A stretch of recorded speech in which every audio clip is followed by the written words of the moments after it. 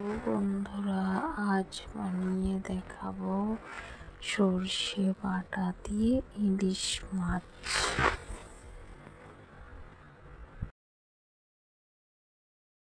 তো বন্ধুরা, সর্ষে বাটার জন্য কিছু সাদা সর্ষে নিন ও কালো সর্ষে, এবার কাঁচা লঙ্কা দুটি আর একটু নুন দিয়ে ভালো করে মিহি করে পেস্ট করে নিন। এবার সর্ষে বাটাটি একটি ছাঁকনি করে ছেঁকে নিন এবং একটি মিক্সার বলে পেঁয়াজ কুচি নিন, আদা কুচি আর কাঁচা লঙ্কা। বন্ধুরা, ওই পেস্টটি তৈরি হয়ে গেলে একটি কড়াই অল্প তেল নিন এবং একটু কালো জিরে ফোড়ন দিন। এবার ওই ফোড়নে যে পেঁয়াজ বাটা, কাঁচা লঙ্কা, আদা বাটার পেস্টটি বানিয়েছিলেন সেটি ঢেলে দিন। এবার মাছগুলি একটি একটি করে দিয়ে দিন এবং সর্ষে বাটাটির মধ্যে নুন ও হলুদ দিন।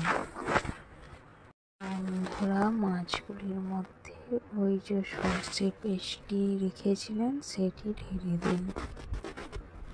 এবার আস্তে আস্তে মাছগুলি একটু নাড়তে থাকুন এবং অল্প নুনও দেবেন।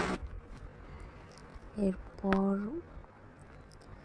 একটি ঢাকনার সাহায্যে 10 মিনিটের মতো একটু ঢেকে দিন।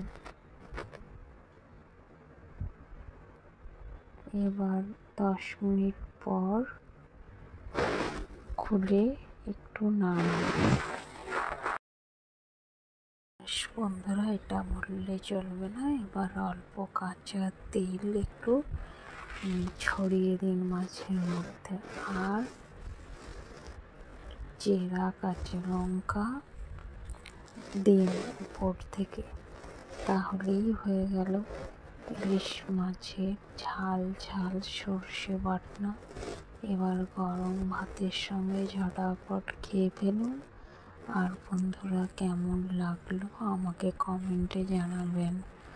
আর আমার ভিডিও যদি ভালো লেগে থাকে তাহলে লাইক এবং সাবস্ক্রাইব করে আমার পাশে থাকবেন।